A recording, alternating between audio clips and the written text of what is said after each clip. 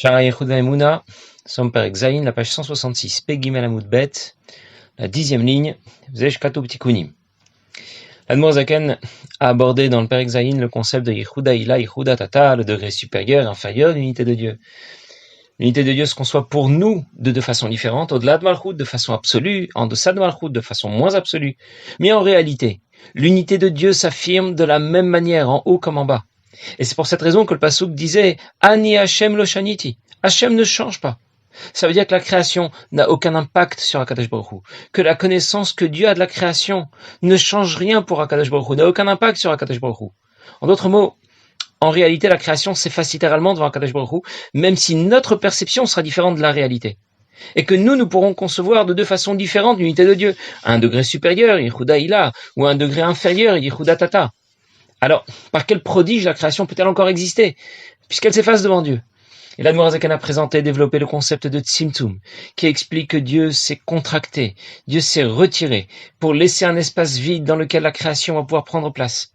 Et l'Admour Zaken a précisé que la description du Tzimtzum, comme on la trouve dans les Kitva Arizal, n'est bien sûr pas à prendre au premier sens, comme on le lit, qui pshuto, parce qu'il n'existe pas de lien il n'existe pas de lieu où Dieu serait absent. Dieu ne s'est retiré de nulle part en réalité. Il est bien présent de la même manière, avant comme après ce Tzimtzum. Il n'y a qu'Akadosh Baruch Hu. Dieu ne quitte aucun endroit, parce qu'on ne lui attribue pas de corps. Mais il est contraint d'un corps qui occupe un certain volume, matériel ou spirituel. Et en plus, puisque Dieu a une connaissance totale de ce qui se passe dans la création, sa présence est aussi totale dans l'ensemble de la création. Parce que sa présence et sa connaissance ne font qu'un.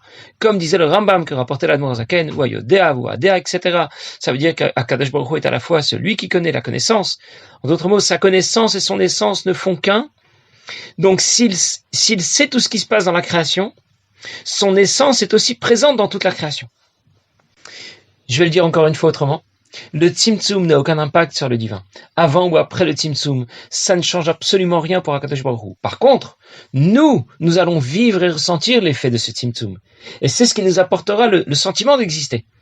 Et donc le concept de Tzimtzum ne doit pas se comprendre kipshuto, comme on aurait compris en première lecture. Tu peux entendre quelque chose, lire quelque chose, penser avoir compris et être complètement à côté. Tu peux lire les Kitva Arizal au sujet du Tzimtzum comme un enfant. J'ai compris, il n'y avait pas assez de place pour la création. Dieu est parti, il s'est poussé un petit peu, il s'est mis un peu de côté. Et puis tu peux lire les Kitva Arizal au sujet du Tzimtzum, comme l'explique ici l'Admour Zaken. On a le sentiment qu'il est parti, mais il n'est parti de nulle part en vérité. Il est bien là comme avant depuis toujours. On raconte que dans une certaine ville, il y avait deux communautés qui étaient chacune gérées par deux rabbanim. Pourquoi deux communautés? Parce qu'il y avait celle qui était gérée par un rav qui était opposé à la chassidoute, un mitnaged, et puis une autre communauté qui était gérée par un rav qui était une communauté chassidique. C'était celle de Yosef Mivologine. Et de l'autre côté, il y avait Rabbi Meir Simcha. Et les gens de la communauté se parlaient, des deux communautés se parlaient. Et voilà certains d'entre eux étaient réunis, ils étaient en train de parler, de dire les qualités, chacun parlait des qualités de son Rav, les Mitnagdim parlaient des qualités de Meir Simcha, et les Chassidim parlaient des qualités de Rabbi Yosef Mivologine, et ils se sont mis à parler de qui était le plus grand, lui est plus grand, l'autre est plus grand.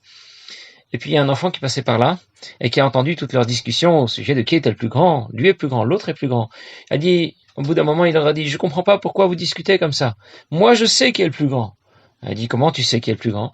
Il dit, je sais, lui il fait 1m85, l'autre il fait 1m75 seulement. Voilà comment on peut entendre une histoire, on peut entendre un enseignement, et le comprendre kipshuto au sens le plus simple et être complètement à côté, le comprendre comme un enfant. Et c'est pour ça que nous avons besoin des explications de l'Admour Zaken, pour lire les Kitva Arizal, et comprendre ce que représente le Tzimtzum de la façon la plus juste, la plus correcte. Et l'Admour Zaken va rapporter tout de suite Tikkun Zohar. Zesh Katou betikunim Tikkun Nun Zayin. Dans le Tikkun Nun Zayin 57, il est écrit Let atar panui mine. Il n'y a pas d'endroit qui soit vide de lui. C'est qui lui? On va en parler tout de suite. Lo beilain velo betatain. Ni en haut ni en bas. Il n'y a pas d'endroit qui soit vide de lui. Certains chachamim ont pensé comprendre le concept de Tzimtzum kipshuto au sens le plus simple. Il n'y avait pas de place pour la création. Dieu s'est retiré pour lui laisser un peu de place. Et pourtant, c'est écrit dans les Tikkun Zohar, Tikkun Nun Zayin, Let atar panui mine, qu'il n'y a aucun endroit qui soit vide de sa présence. Alors ça contredit ce que les Chachamim ont pensé, ce qu'ils ont compris du concept du Tzimtzum, Kipshuto. C'est marqué clair dans le Zohar, Letata Panumine.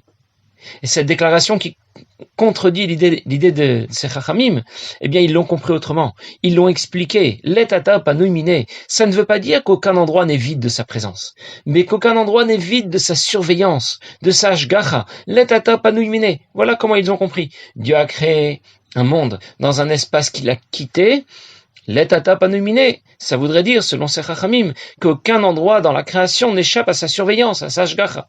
Mais l'Admor Zaken a expliqué, l'etata panumine, aucun endroit n'est vide de sa présence, de son essence. Aucun endroit n'a été vidé de l'essence de Dieu. Dieu ne s'est retiré de nulle part.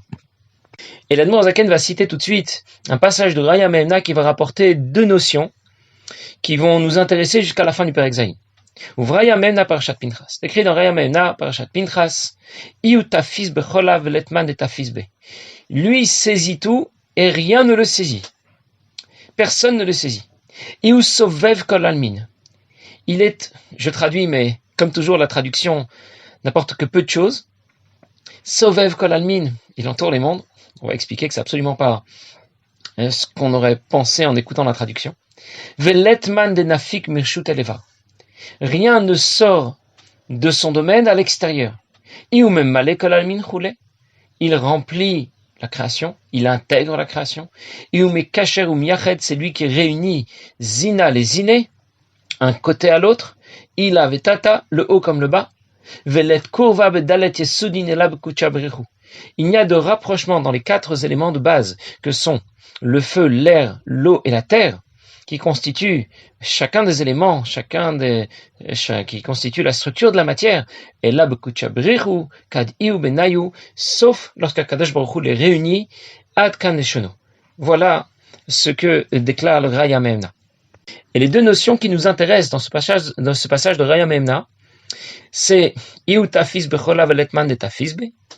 Lui saisit tout, mais personne ne le saisit. Il va falloir expliquer ce que ça veut dire. Ne pas saisir Akadosh Baruch Hu. Et le deuxième concept qu'il va falloir expliquer, c'est le concept de Sovev Kol Almin. Dire d'Akadosh Baruch Hu qu'il entoure les mondes. Alors juste pour revenir sur la fin de cette citation de Raya Mehemna, cette citation du Zohar, qui disait qu'Akadosh Baruch Hu est celui qui réunit les quatre éléments de base dans la structure de la matière. Les scientifiques viennent tout juste de le découvrir. Nous, ça fait déjà des milliers d'années qu'on le sait. Et les scientifiques viennent juste de le découvrir. Il y a quelques années, les physiciens ont utilisé un accélérateur de particules pour analyser la structure de la matière. Et ils ont découvert qu'il existe une énergie qui permet à la structure, je ne me souviens plus du nom exact de ce que représente cette énergie, mais une énergie qui permet à la structure de la matière d'exister, qui permet au système cellulaire de prendre sa forme, et donc à la matière d'exister dans sa structure. Et cette énergie se retrouve dans la structure de la matière sous toutes ses formes. Pour les scientifiques, c'est une découverte. Nous, ça fait des siècles que c'est marqué dans le Zohar. Mais ce n'est pas sur ce point que l'Admor Zaken s'arrête, il va s'arrêter d'abord sur Iu tafis bechola veletman de tafis be. Raya Mehemna disait que lui saisit tout, mais personne ne le saisit. Je vais d'abord le lire dans les mots. Utsonoloma, ça veut dire Letman de tafis be. Personne ne peut le saisir. Personne ne peut le saisir par son intellect. Mikol sichlim ayonim. Même les intelligences supérieures des créatures les plus hautes de la création. Mais Ma'oto va'atzmuto shel HaKadosh Baruch Hu ne pourront pas saisir l'essence d'Akadosh Baruch Hu. Comme c'est écrit dans le Zohar. Que Akadosh Baruch Hu est appelé stima de chol stimin. Il est caché de ceux qui nous sont cachés. Velet marshava tfisa bar klal. Et personne ne peut le saisir. Ça veut dire que rien ni personne ne peut saisir Akadosh Baruch Hu. Même pas les créatures les plus hautes du système du Seder Ishtalshelut. Parce qu'Akadosh Baruch Hu est stima de chol stimin. Il n'est pas seulement caché pour nous, pour notre compréhension. Il est aussi caché de ceux qui nous sont cachés. Des malachim, des créatures les plus hautes, qui auraient donc une conscience du divin supérieure à la nôtre. Pour nous, ils sont cachés, ils sont stimin. Akadosh Baruch Hu est caché pour eux aussi. Il est stima de chol stimin. En d'autres mots, personne ne peut le saisir. Letman de tafis be, ça veut dire intellectuellement. Personne ne peut le saisir ni le comprendre. C'est le premier sens du mot tfisa. Mais le mot tfisa a un deuxième sens. Ce que va dire tout de suite l'Admor Zaken. Vegam betartonim. Et aussi dans ce monde, en bas, afalgav deum male kol almin. Même si Dieu intègre la création eno kenishmat adam torgufo, Il n'est pas comparable à la neshama qui intègre le corps. Shinit feset toch hagouf, qui est saisi par le corps. Je vais encore lire une petite ligne ou deux et je vais reprendre. Au point que la neshama subit les contraintes et les souffrances du corps. Lorsque le corps reçoit un coup, ou lorsque le corps a froid ou qu'il est brûlé par le feu, eh bien la neshama le ressent.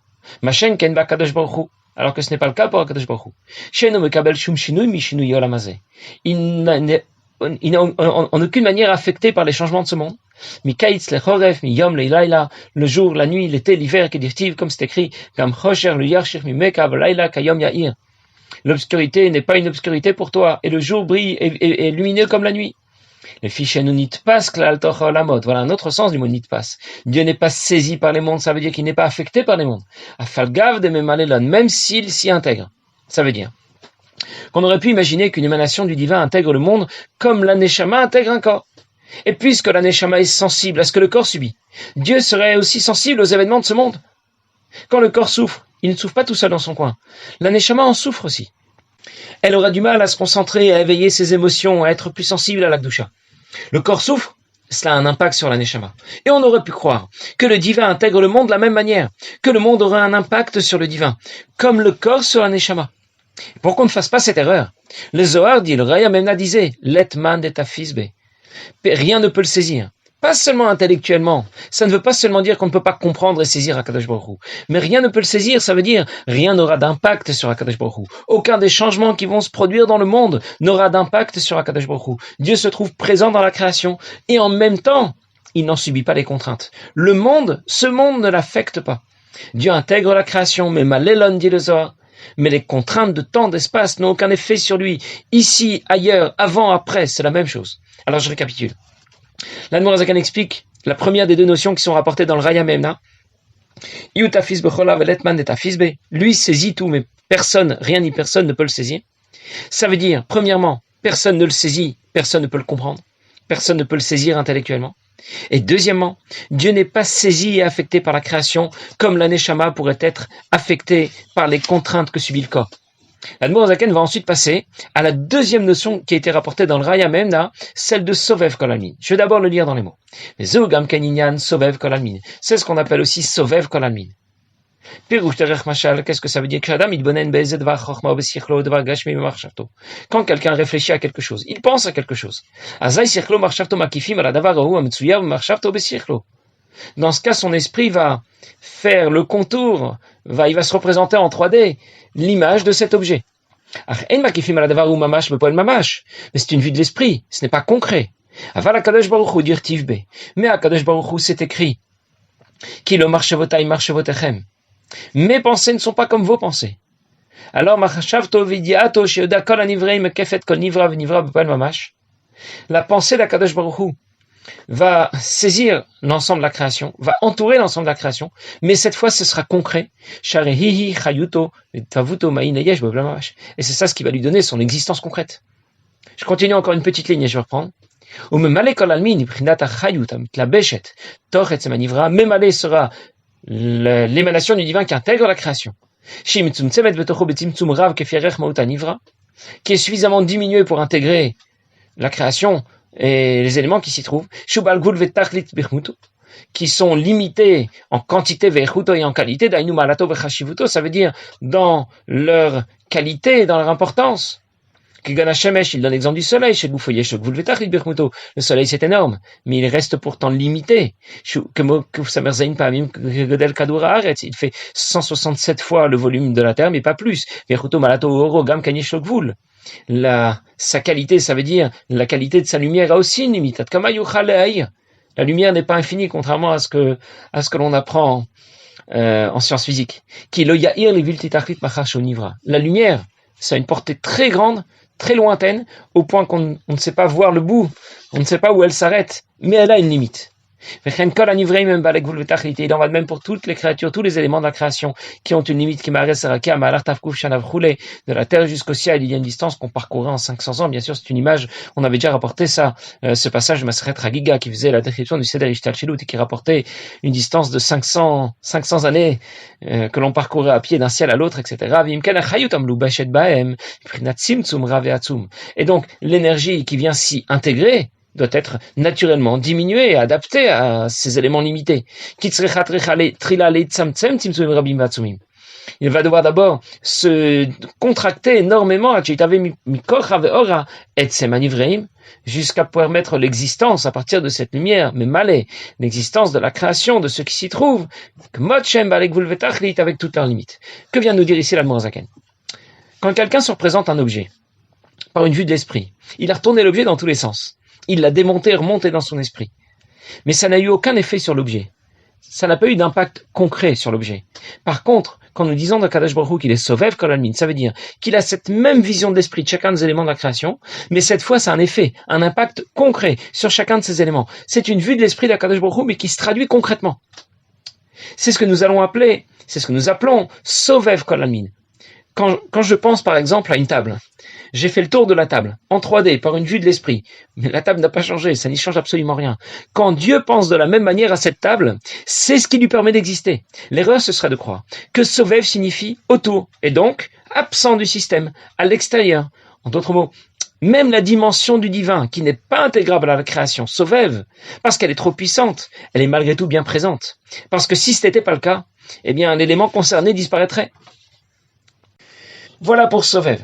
Par contre, Memalé, la dimension du divin qu'on appelle Memalé, a été suffisamment diminuée pour intégrer la création, s'introduire dans la création. Ça veut dire que Sovev et Memalé sont les deux émanations du divin qui interviennent de façon conjointe pour permettre l'existence concrète de la création. Sovev est trop puissante pour s'y introduire. Memalé est suffisamment diminuée pour s'y introduire. Mais Sovev comme Memalé sont tous les deux aussi bien présents et interviennent concrètement dans l'existence de la création.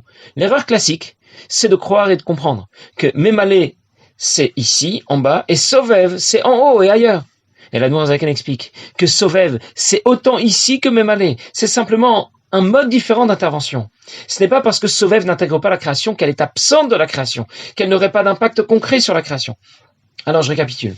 Sovev n'intègre pas la création. Memalé intègre la création. Mais Sovev, comme Memalé, sont bien présents dans la création. Il lui apporte concrètement son existence sur deux modes différents. Je ne sais pas si c'est un bon exemple, mais je vous l'explique comme je le comprends. On peut concevoir plus facilement à notre époque ce que veut dire l'Admor Zaken. Je comprends que pour recharger un téléphone, j'ai deux moyens de m'y prendre. Je peux y introduire une fiche, ou bien le recharger avec un chargeur à induction sans fil.